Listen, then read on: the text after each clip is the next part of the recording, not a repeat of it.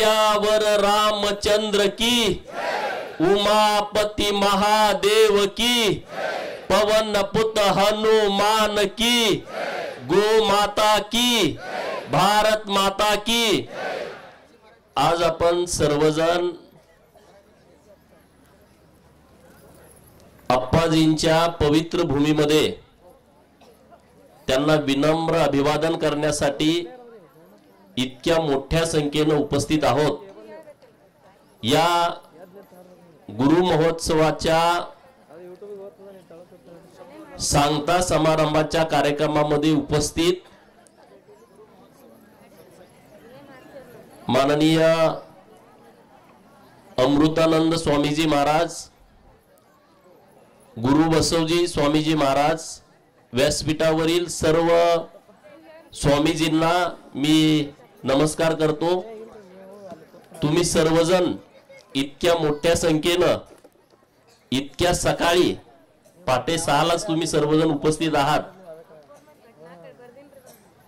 गुरुर ब्रह्मा गुरुर विष्णू गुरुर देवे महेश्वरा, गुरुर साक्षात परब्रह्म तस्मे श्री गुरुवे नमः। या उक्तीप्रमाणे अप्पाजींचं व्यक्तिमत्व होतं। आपण सगळे भाग्यवान आहोत की आपण त्यांना पाहू शकलो, आपण त्यांना ऐकू शकलो, आपण त्यांचं दर्शन घेऊ शकलो। खरं तर आपण सगळेजण भाग्यवान आहे, मी पण भाग्यवान आहे। मी अनेक वेळा त्यांचं दर्शन घेण्याचा मला योग आला।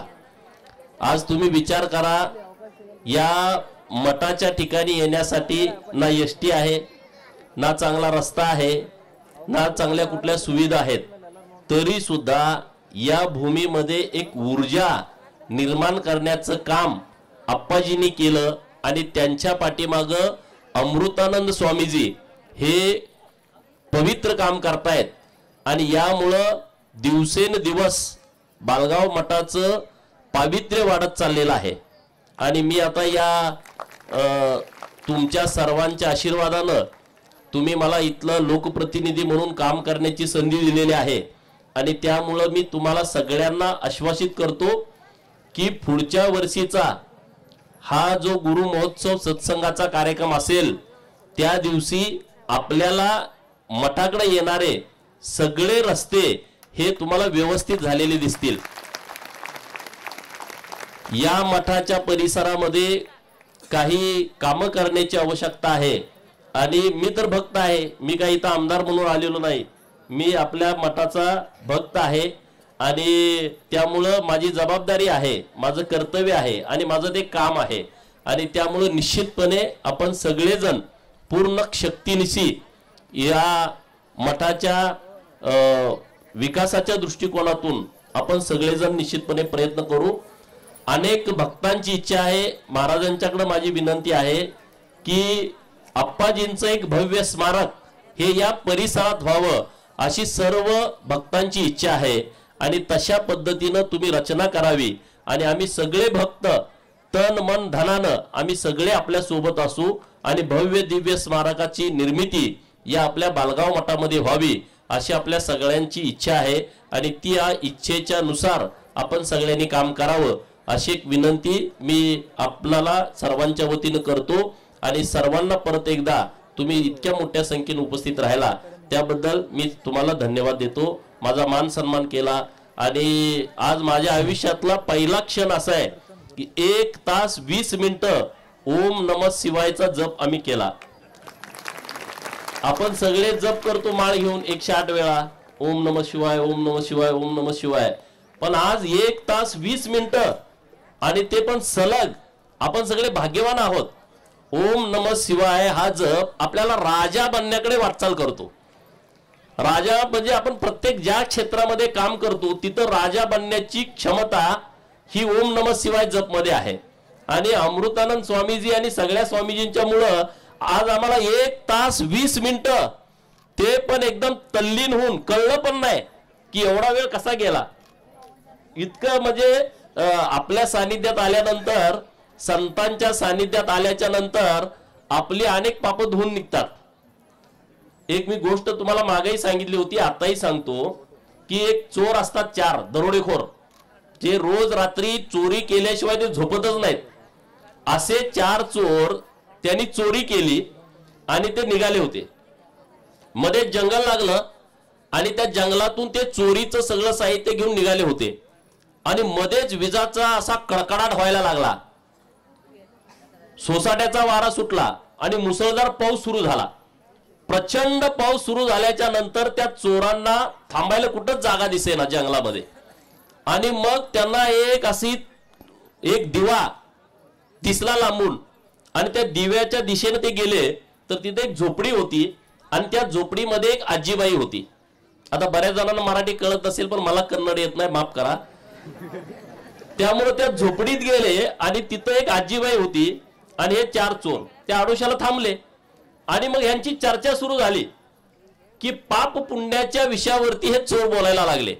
ते एकमेकांमध्ये चर्चा करायला लागले की पुण्यवान कोण आहे आणि पापी कोण आहे.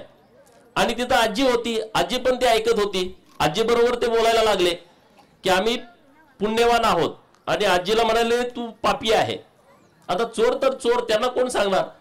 आणि मग त्यांची चर्चा अशा झाल्यानंतर मग त्यांचं ठरलं की पुण्यवान कोण आहे आणि पापी कोण आहे हे आपल्याला तपासायचं आहे. मग आजी म्हणाली त्यांना त्या पुढे समोर जे झाड दिसते त्या झाडाला शिवून यायचं. जो पापी असेल त्या झाडाला शिवल्यानंतर विजांचा कडकडाट सुरू आहे त्याच्यावरती वीज पडेल आणि तो मरून जाईल. चोरांच्या मनामध्ये आता धाकधूक वाढायला लागली. त्याला तर माहित आहे आपण रोज चोऱ्या करतोय, पण आता ठरलंय म्हटल्यानंतर पहिला चोर गेला, त्या झाडाला हात लावला, परत आला, वीज पडली नाही. त्याला समाधान वाटलं, वाचलो म्हटला. दुसरा चोर गेला, त्याला त्या झाडाला हात लावला, तो परत आला, वीज पडली नाही. तिसरा चोर उठला, तो परत गेला, त्या झाडाला हात लावला, तो परत आला, वीज पडली नाही. चौथा चोर गेला, त्यानं झाडाला हात लावला, तो परत आला, वीज पडली नाही. आता त्या आजीच्या मनात शंका आली की अरे बाबा आता मी एकटीच राहिली आणि मी एकटीच पापी आहे. आजी घाबरत घाबरत घाबरत गेली आणि त्या झाडाला हात लावला, तसं वीज अशी कडाडली आणि त्या झोपडीवरती जाऊन पडली आणि चारीच्या चारी चोर भस्मसात झाले. म्हणजे याचा अर्थ काय आहे, एक पुण्यवान आजी त्या चोरांच्या सोबत होती म्हणून ते चोर वाचले होते. एक पुण्यवान आजी. अरे आपण तर इतक्या पुण्यवान लोकांच्या सानिध्यामध्ये आलेलो आहोत, त्यामुळं आपल्या जीवनाचं सार्थक झाल्याशिवाय राहणार नाही. रात्रंदिवस आपल्यासाठी कष्ट करणारे, निस्वार्थपणे, वैयक्तिक यांचं काही नाही, अशी संत महात्मे लोक आपल्या सानिध्यात आहेत. तर हे आपलं परम भाग्य आहे, हे आपल्या पूर्वीच्या जन्माचं काहीतरी पुण्य आहे, त्याशिवाय ते घडत नाही. या जगामध्ये 2 प्रकारची माणसं आहेत, एक नास्तिक आहेत, एक आस्तिक आहेत. नास्तिक लोक म्हणतात की या जगात देवच नाही आणि आपल्याला आप्पाजींसारखे आधुनिक काळातले देव भेटले, त्यांनी निसर्गावरती प्रेम केलं, आई वडिलांना देव मानायला त्यांनी आपल्याला सगळ्यांना शिकवलं आणि आज आपण त्यांच्या सानिध्यामध्ये एक चांगला विचार घेऊन आपण पुढे मार्गक्रमण करतोय.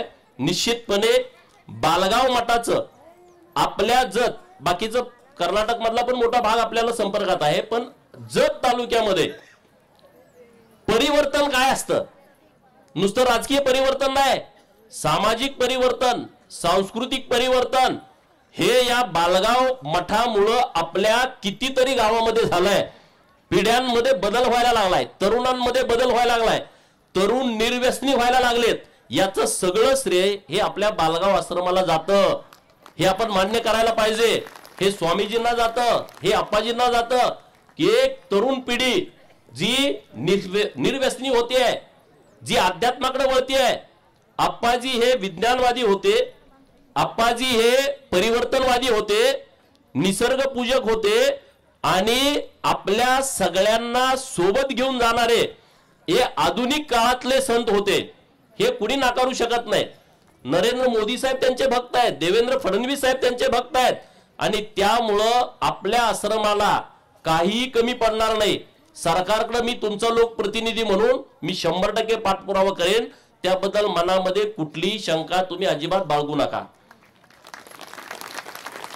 हे जे सरकार आहे ते सरकार अध्यात्माला खूप पाठबळ देणारं सरकार आहे.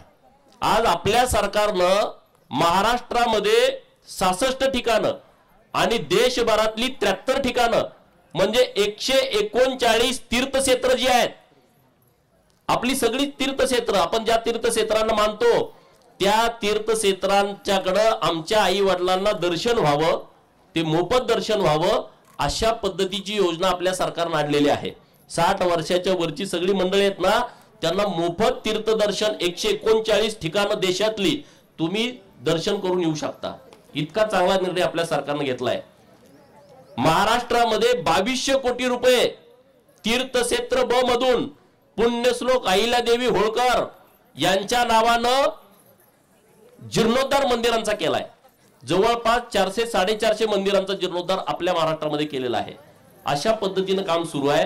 मी परत एकदा स्वामीजींचं, सर्व संत महात्म्यांचं मनापासून आभार व्यक्त करतो आणि माझ्यासारख्या एका सामान्य भक्ताला व्यासपीठावरती बोलावून माझा सन्मान केला आणि मला बोलण्याची संधी दिली, त्याबद्दल मी मनापासून आभार व्यक्त करतो.